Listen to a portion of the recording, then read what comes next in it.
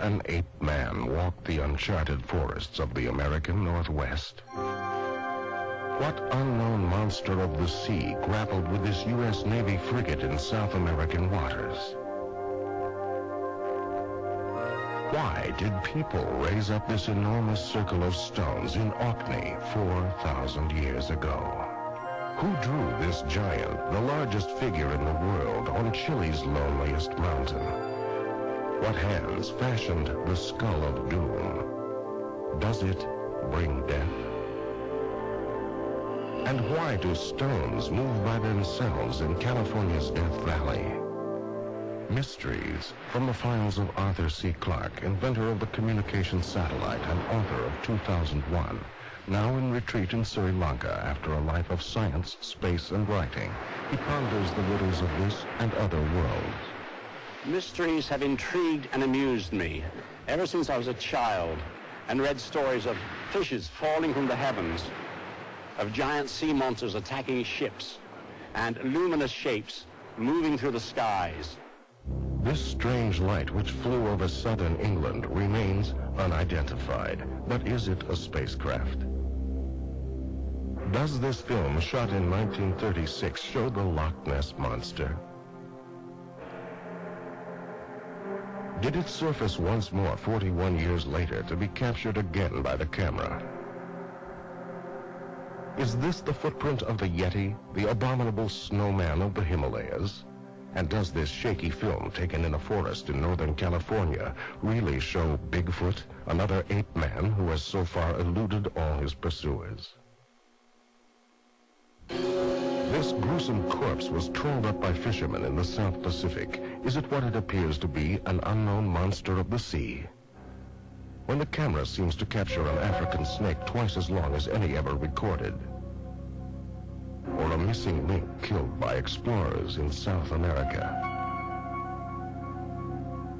Or an unknown species of big cat roaming the plains of Africa? Can we believe the evidence the film conveys?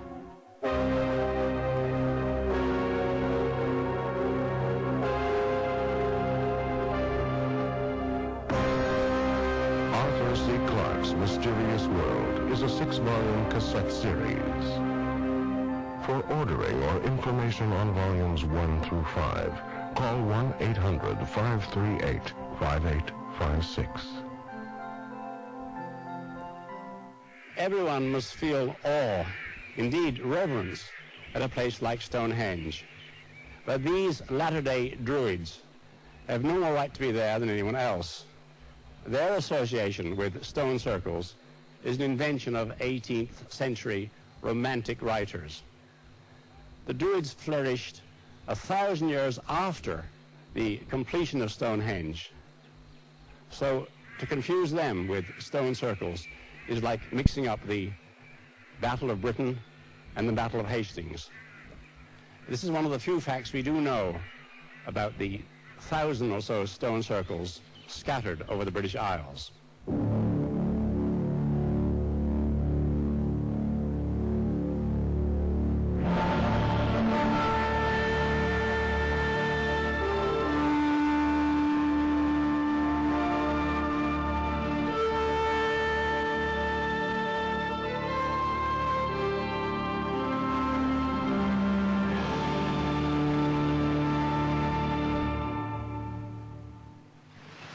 I'm standing amongst the 2,000-year-old ruins of Anuradhapura, the ancient capital of Sri Lanka. The Romans sent their ambassadors here before the birth of Christ. We know the exact history of this city because its builders left written records. Indeed, we know what it looked like in its glory because its greatest shrines are now being restored.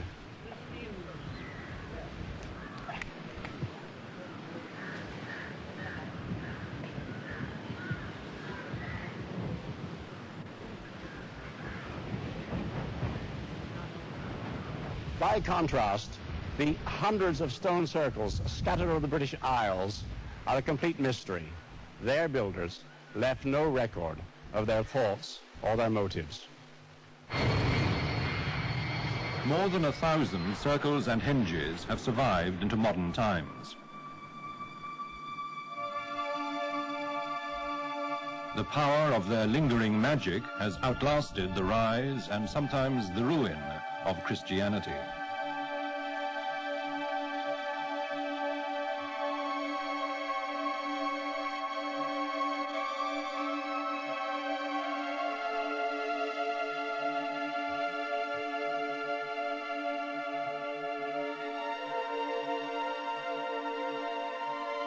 These are empty places scattered over the British Isles.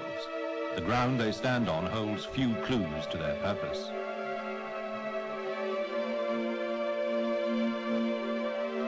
But in some circles, the layout of the stones themselves may indicate the answer. At Long Meg in Cumbria, the sun sets behind this megalith only on midwinter's day.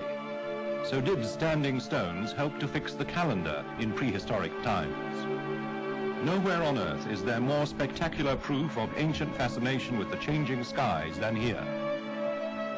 This is Newgrange Tomb in Ireland. Set on a hilltop above the River Boyne, it is an almost unknown wonder. Yet this is the oldest building in the world. Faced with gleaming and immaculate quartz, it was built 5 centuries before the pyramids. It is 5,000 years old.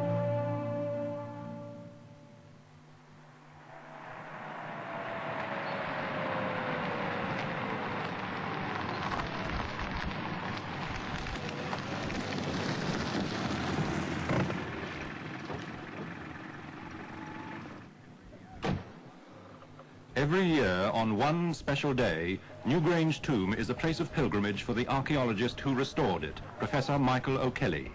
He comes here in the pre-dawn darkness because this is December the 21st, the winter solstice, the shortest day of the year.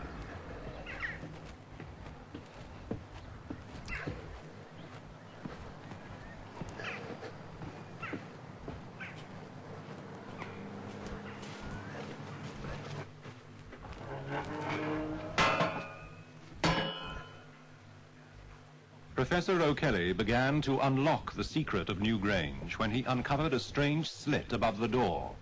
At first its purpose baffled him.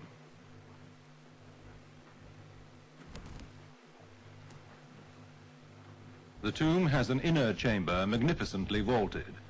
Oddly, it contained the bones of just 4 adults and 1 child. His hunch was that the slit above the door was to let the sun into the tomb, to wake the spirits of the dead. This would probably happen, he thought, at dawn on midwinter's day.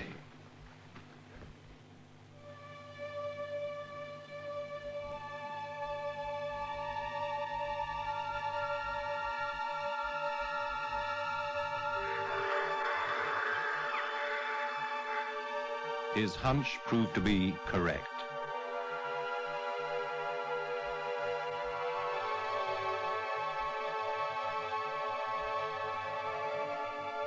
Through the slit on the shortest day of the year come the first rays of the sun as it rises above the ridge on the far side of the River Boyne. Michael O'Kelly will never forget the first time he witnessed the astounding phenomenon which the builders of Newgrange designed their Stone Age cathedral to capture. The first shot of orange-red light penetrated right to where I was sitting, gradually widened to a 17-centimeter band, illuminated the whole interior.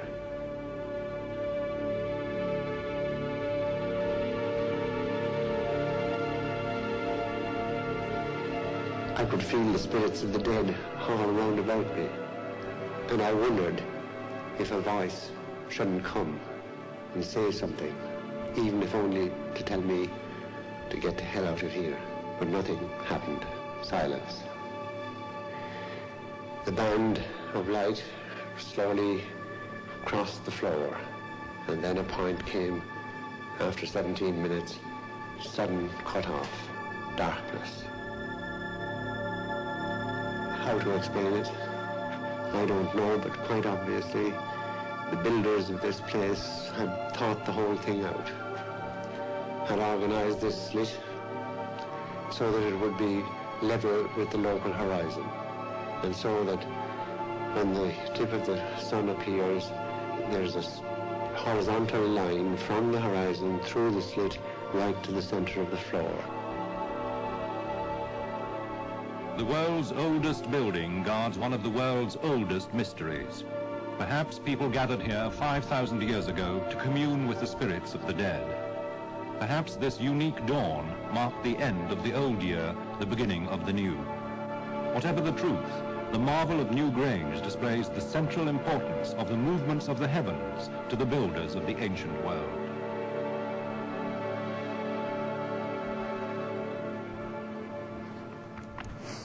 Far to the north, in the Scottish Highlands, Dr. Archie Tom believes he has proof that standing stones mark full-scale observatories used by prehistoric astronomers. His theory, first suggested by his father, an Oxford professor, is that the stones were aligned with distinctive features on the horizon. In this case, a cleft in the hills, the Paps of Jura, 26 miles away.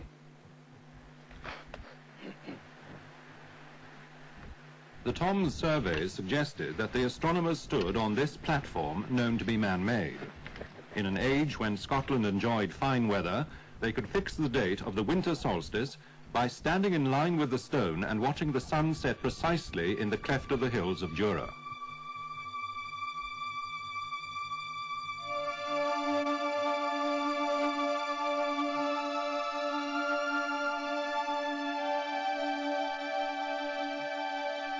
The Toms believe ancient astronomers used observatories like this to fix their calendars for the business and ceremonial of their year. A computer has already established what seem to be dozens of astronomical alignments at Stonehenge. But strange pits on the top of the Stonehenge lintels have inspired this American schoolmaster, Richard Brinkerhoff, to suggest an even more exotic astronomical theory. He believes the ancient astronomers used the top of Stonehenge as a catwalk.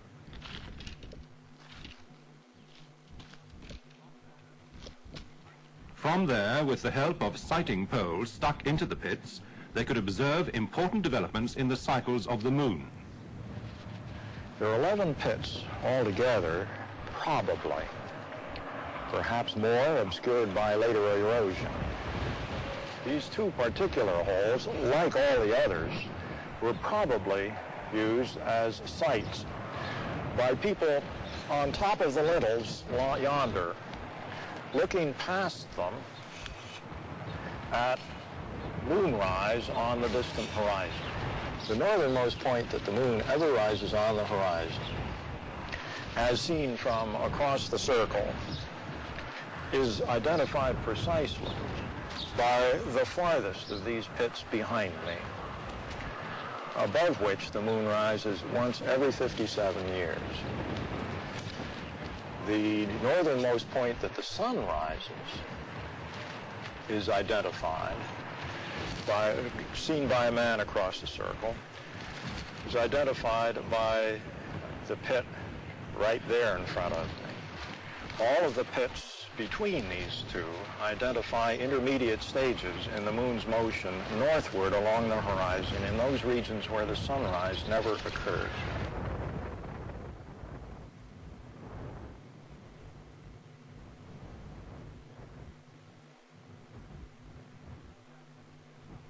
There's no doubt that some of these stone circles do have astronomical alignments, but this doesn't mean that their builders were skilled astronomers.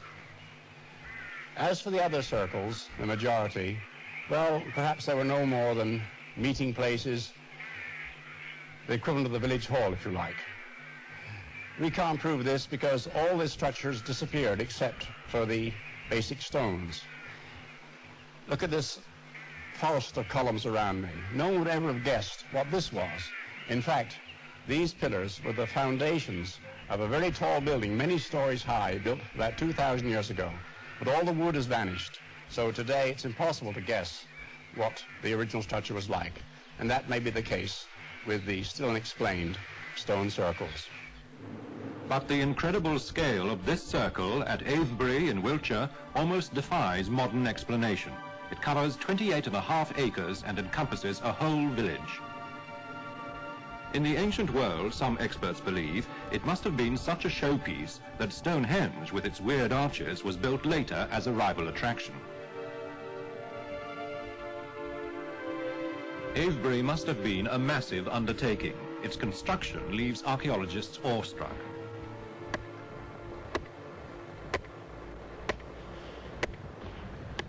Dr. Aubrey Burl. The amazing thing is that places like Avebury and Stonehenge were built with tools as simple as this antler pick, which I've just driven into the ground with a lump of stone. And the people who built these places would use tools like this to break up the chalk, which lies underneath all this grass and earth, lever it out into huge blocks, and then, having done that, they'd take another very, very simple bit of equipment they had, the shoulder blade of an ox. They'd use this to shovel up the chalk into wickerwork baskets. Chalk, which of course was as hard as rock. It's not as soft as the sort of stuff we use in classrooms. It really is very, very hard. They'd get it into a basket like this, and then hefting it up onto their shoulder, they'd carry this up the sides of the ditch to the bank, where they'd dump load after load after load of it until the bank was 30 or 40 feet above them. Now, the amazing thing is that this ditch, where I'm standing, is only the top, because when it was excavated just before the First World War, it was discovered that it's at least 18 to 20 feet deeper than this. All this is just material that has fallen in over the last 4,000 years. And when the ditch was first dug, it would have been sheer-sided. It was so steep, in fact, that the workers had to leave little steps in the chalk so they could lift the chalk up and out, up to the ditch. And it would have been so deep that had someone had a telegraph pole at the bottom, rising up here, the top would not have shown above the sides of the ditch. It's an incredible undertaking.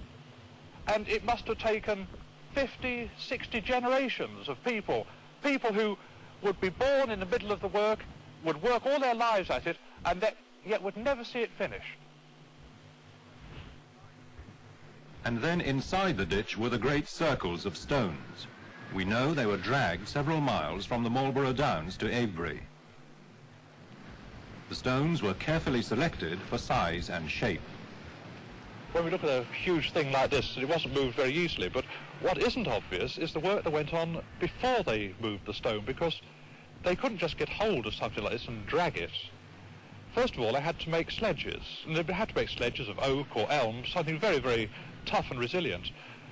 They would also need ropes. Now, they hadn't got the sort of rope or hawser we have today. They'd have to kill hundreds and hundreds of cattle, probably, to flay their hides and bind them into very thick skeins of leather. So there then we have a stone weighing 20, 30, perhaps as much as 60 tons on its sledge. And there are people dragging on these great leather ropes. But for every ton a stone weighs, you need perhaps 4 people to drag on the ropes. And so for a stone like this is this 50, 60 ton stone, you need at least 200 people dragging and hauling, and the stone is moving almost imperceptibly. Some of these stones have been re-erected in modern times. In 1934, for example, quite a small stone was put upright. It only weighed 8 tons, and yet it took 12 men, 5 days, using steel hawsers.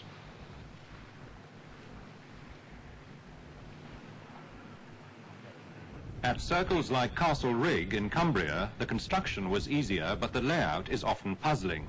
Many seem to have been deliberately designed to be non-circular. Penman Moor in Wales is an ellipse. Borough Hill in Roxburghshire is one of many shaped like an egg. Castle Rig itself is a flattened circle. Such precise patterns are repeated all over the country. 16.25 metres. Studying this strange geometry is the hobby of Dr. John Edwin Wood, for it's not a case of bad drawing. Oddly, the early rings are perfect circles. Deducing how Castle Rig was laid out is a challenge. We think that this was laid out quite simply, starting with a number of equilateral triangles. An equilateral triangle is very easy to produce on the ground. You start off with an open field, and you cut strings all of the same length, and then you pull them taut at the corners, and that gives you an equilateral triangle. And this was built up with 4 equilateral triangles, with ropes and pegs like this. 1, 2, 3, 4, and they put a peg there, and a peg there, a peg here, and a peg here. Well, we think that it was probably laid out like this. Now, this represents Castle Rig, and the stones are shown by the black blobs on the plan. And these pins are the positions where they would have had to put the pegs in to lay out the stone circle. And we think they started with a rope from that pin direct to this one, and then round to make the circumference of the circle start there. And notice how it swings round to that one, and then it comes free to give you an arc of a circle of a different radius, and when you get to here it catches up again on this one to make the other little arc. And now the next thing that they would have done is to transfer the rope to that peg and complete the rest of it by allowing it to swing round the centre peg all the way, so that finally you'll get the full geometry of the Castle Rig ring without anything more elaborate than strings and pegs. The stone circles of the British Isles are strange, indeed haunting places. Many of them have precise astronomical alignments, which must have required great skill. For others, the geometry is very obscure. We simply don't understand the motives of their designers. But there are clues from this circle in Aberdeenshire that these places were indeed the cathedrals or temples of the ancient world. Oh, most of they're local stone, sort of granite from... Castle Fraser has been studied by Dr. Aubrey Burl. There's an extraordinary feature in the Aberdeenshire circles, a great stone lying on its side, flanked by 2 uprights. Well, this stone's the recumbent, and you can see why it's called that, because it's just lying flat between these 2 huge stones. One of the remarkable things about these stones is that they're absolutely horizontal. If we put a spirit level on it just like that, look where the bubble comes, right in the centre. The people obviously have shifted and balanced these stones because they have bases that are shaped like this, and they can be rocked to and fro until they're absolutely level, then they bang these huge chalk stones in underneath. The presence of the recumbent stone has given Dr. Burl an insight into the minds of the circle builders. These are places of dread.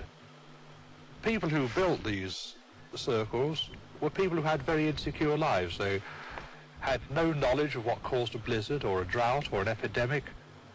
They saw their children dying, they saw their crops failing. Not every time, but when it did happen, they had no means of stopping it because they had no understanding of it. Now, if you're in that sort of situation, you either take an attitude of que sera, sera, what will be, or else you try to do something about it. In other words, you're either fatalistic, or else you try to be adventuresome and try to intercede with whatever is causing these disasters.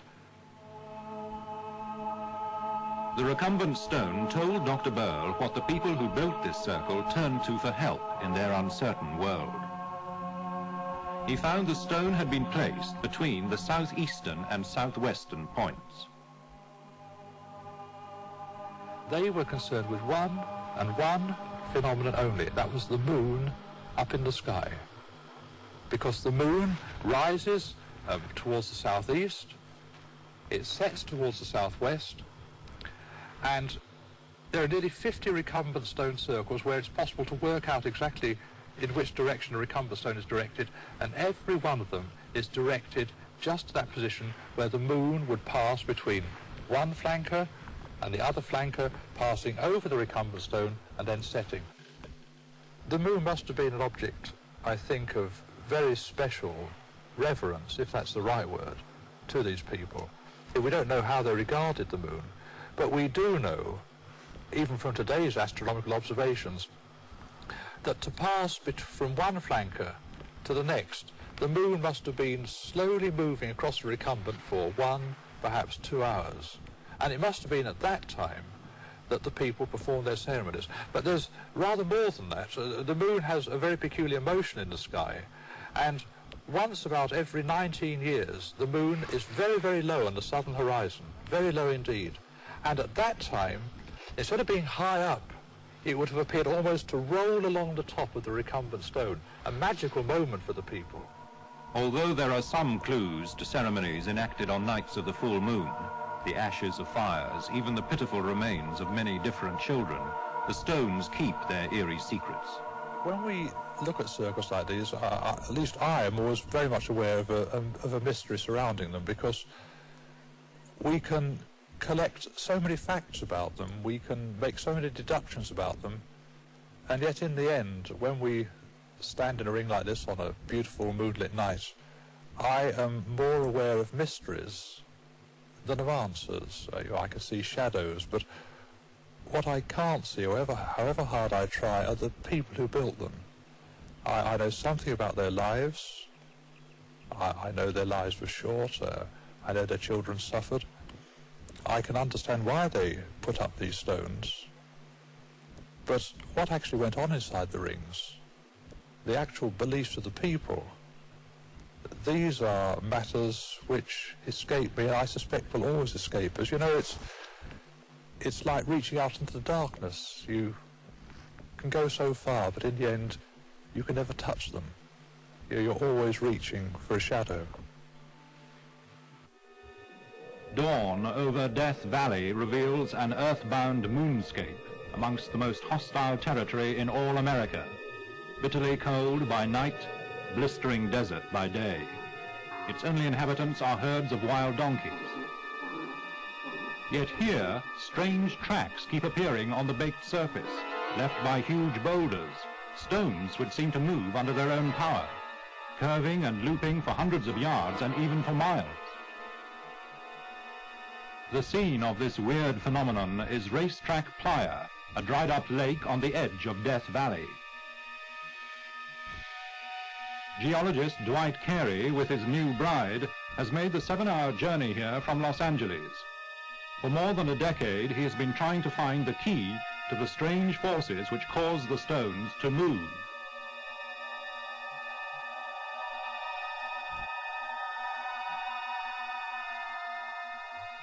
I think we can conclusively say that there is no doubt that the stones do move, that the stones move distances in one movement apparently upwards of 200 and 300 feet. We're talking about stones from the size maybe of your little finger on up to large stones of 600 or 700 pounds.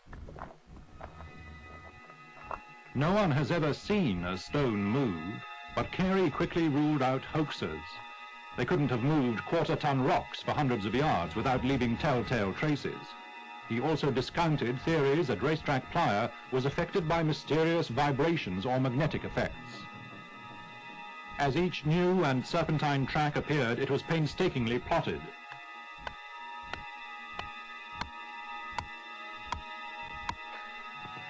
All right. Now we'll stretch it tight. That's 74 feet 4 inches. Carey marked each stone with a stake to measure how far it moved. He painted the corners to show which way each faced. He even built corrals around groups of them to see if they all moved at once. It took him 7 years to formulate a theory.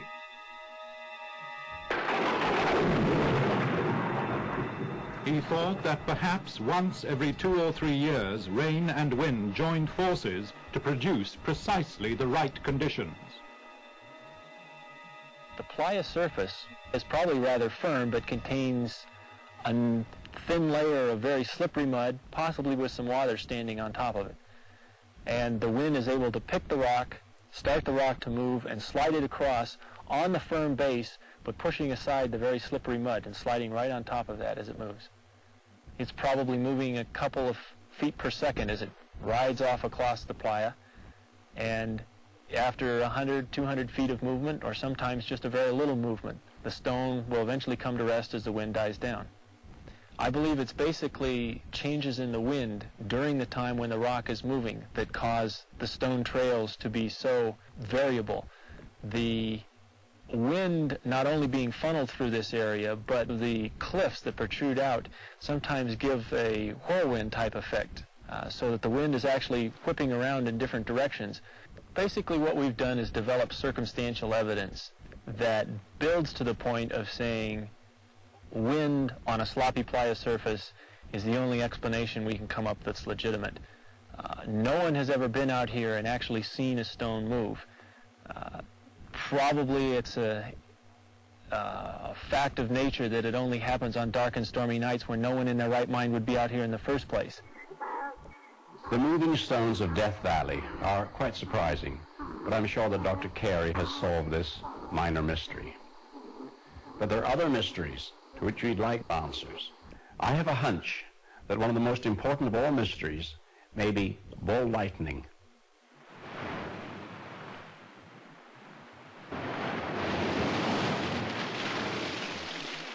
The definitive sighting of ball lightning was the one at Crail in Scotland in 1966. Mrs. Jean Meldrum and her mother were at the beach cafe one August afternoon. I looked up because I heard this noise getting louder and louder, and there was just like a ball of fire. It was like orange in the middle, and it was luminous white round, and it rolled right along the side of the cafe, when the wall in the cafe, and it came to the window, and it came out the window. And I came up, lifted up the way to have a look to see what this was, and the thing came out the window and battered across the front of my chest, and then it just, well, it vanished because I picked the kid up and I went inside because everybody was panicking by this time. But I was sore for days after it, and just there was nothing else to see after it had gone, but it was just like a big ball of fire. All of a sudden, the whole kitchen that I was standing in just lit up luminous white. I couldn't understand it. It was very frightening. And then the screaming went on till the beach was empty. The cafe people had all run out the cafe.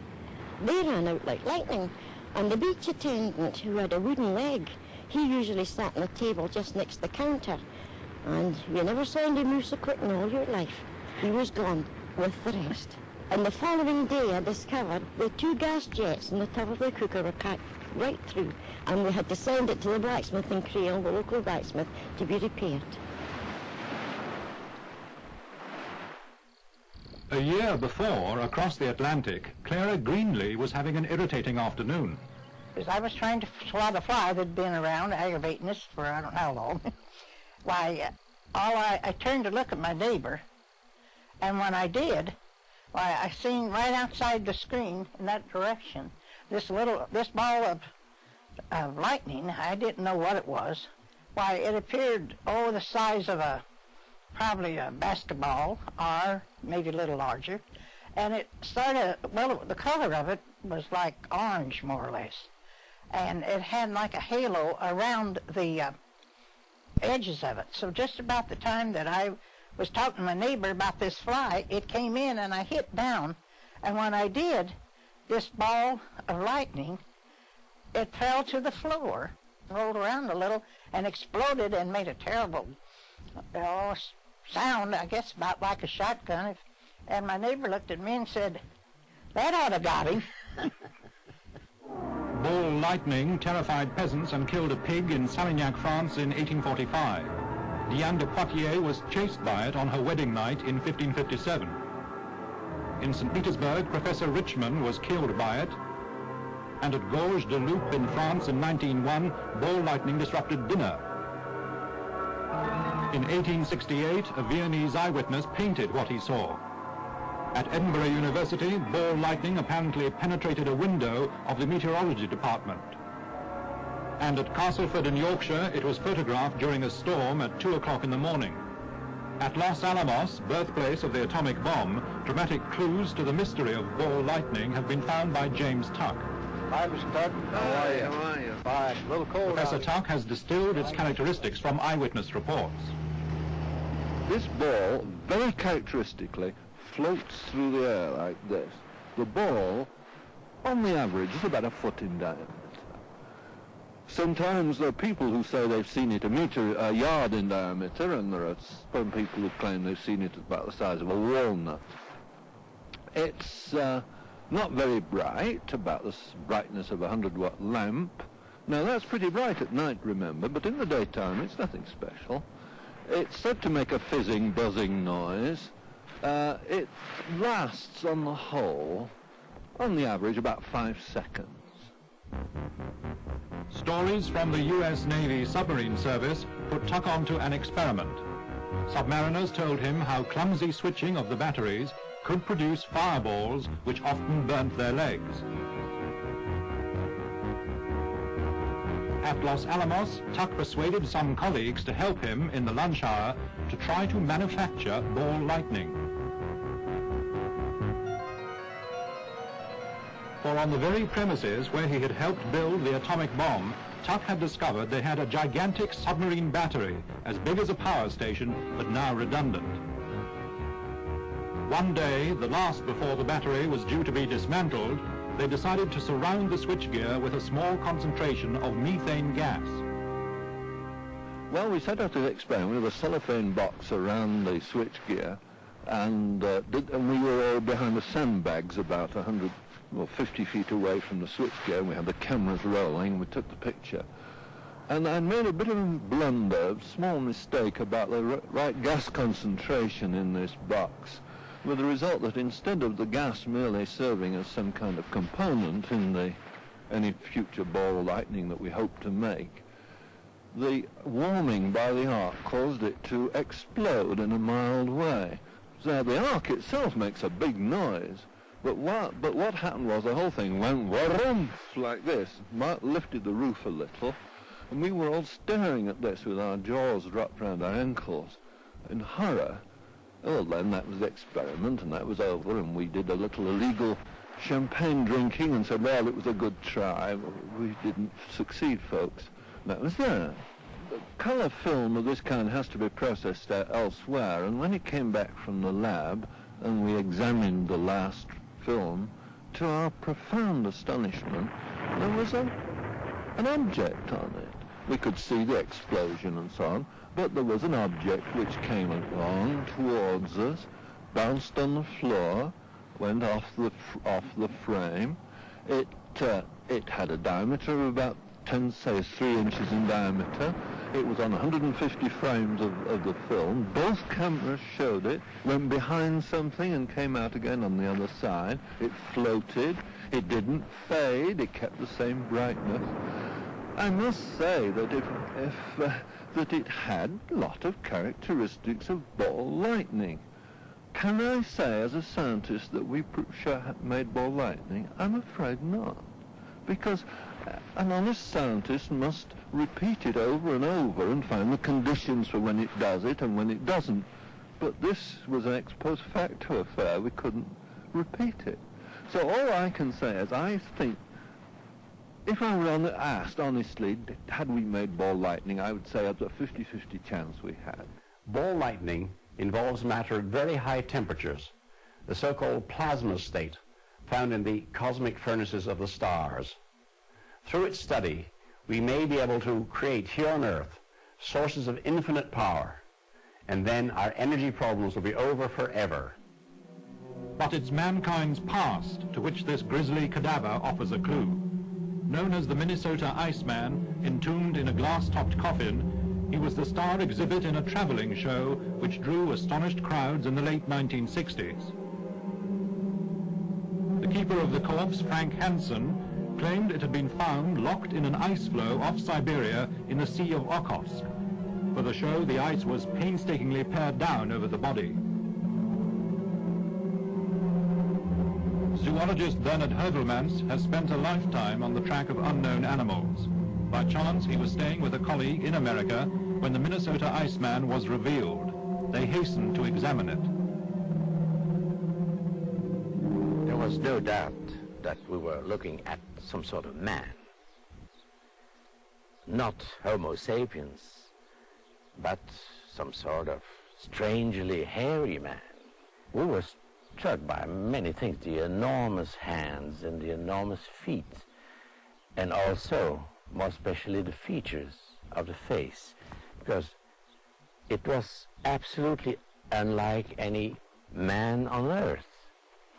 It was obvious that this creature had been killed, because the one eye was completely missing, and the other was hanging out of the socket.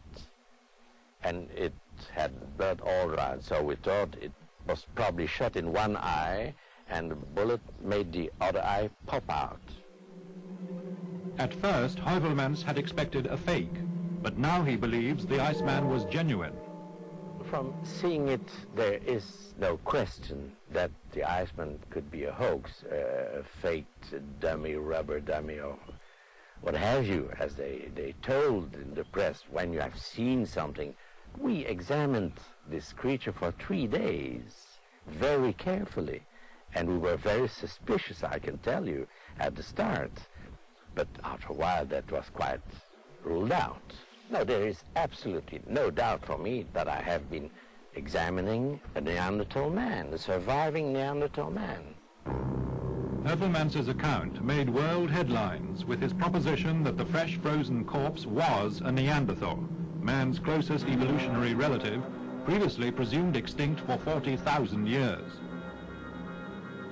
In the furore that followed, the Iceman was spirited away, and many other scientists claimed that Heuvelmans had been duped.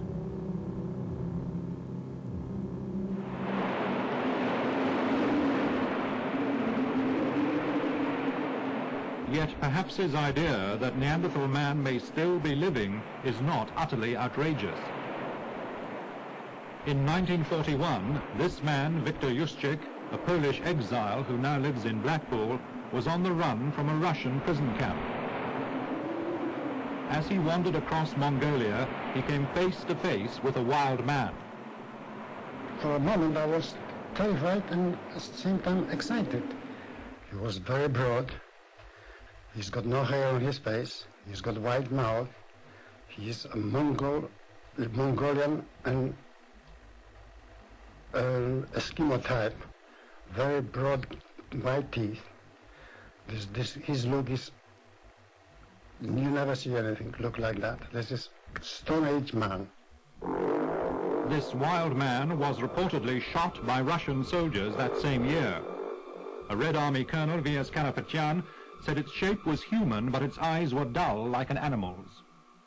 One of the foremost authorities on Neanderthal man is Dr. Myra Shackley, the University of Leicester in England. In 1979, she went on an expedition to the Gobi Desert, where she thinks that Neanderthal men may still be found. If so, this would be a stunning discovery and would open a whole new chapter on human evolution. Dr. Shackley gathered her evidence in Mongolia's Altai Mountains, where the creatures are known as almas. I got a picture of almost unanimous agreement that strange, wild people were living in the high mountain areas. The Mongols say that they're human in appearance, but that their speech isn't the same as the Mongol speech. There's been no attempt at direct communication, although they trade by putting a parcel of skins on the ground, then retreating, and then coming back later to collect what's been left in exchange. There's a recent report of a Russian doctor who, in treating some of the Mongols in a very remote area, met an Alma family. So there seems to be no doubt that the creatures are there. They seem to be rather short, stocky, and to be very shy. And it's also mentioned in many stories that they are rather hairy and have very primitive clothes. In this respect, the description of Neanderthal man fits the Almas really quite well.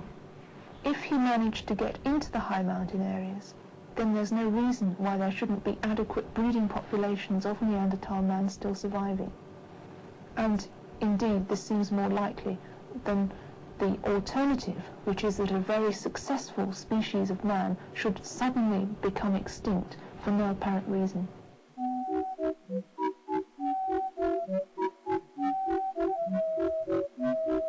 Persistent reports of the survival abilities of another type of creature have brought Dr. Mike Tyler from Adelaide University, Australia, to Brighton Museum and its Cabinet of Curiosities.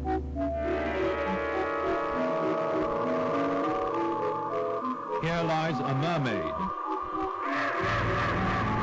marooned among the grotesque relics of the air and sea.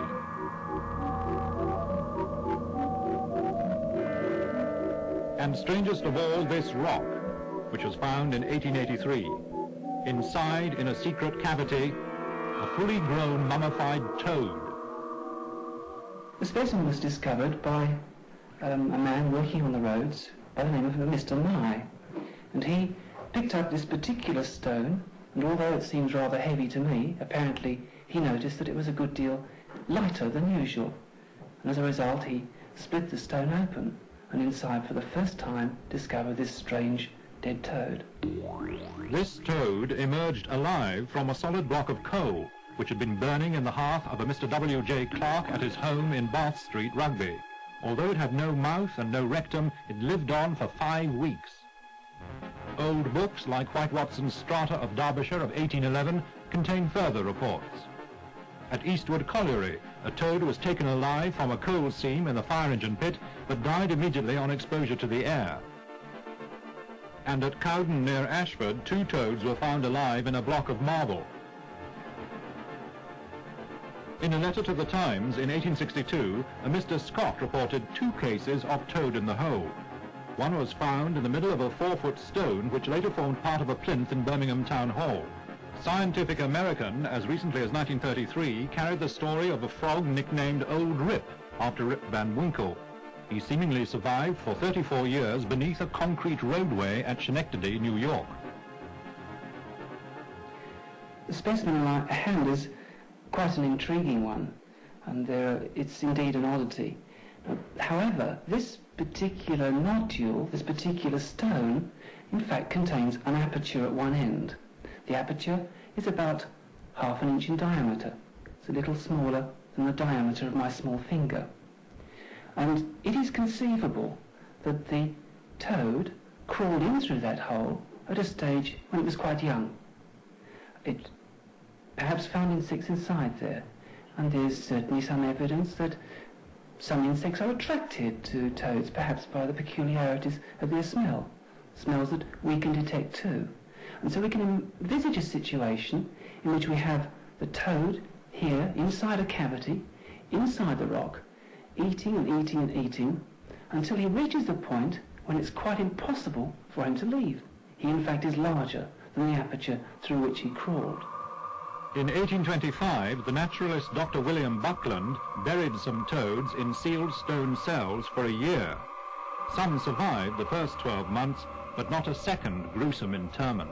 As we referred to Buckland's experiments, to animals which can live for short periods of time and perhaps live without food for a year or more. But in rocks we're talking of millions of years, and there's no way in the world in which an animal can survive without food and water, or survive at all for hundreds of thousands or millions of years. It's just impossible. And so when we have these stories of pieces of rock being split open with smooth surfaces, cavities in the middle, and frogs walking out, well, that just remains an absolute mystery. Well, one day we may know the answer. But even if you solve all the mysteries we've discussed in this series, there are plenty more where they came from.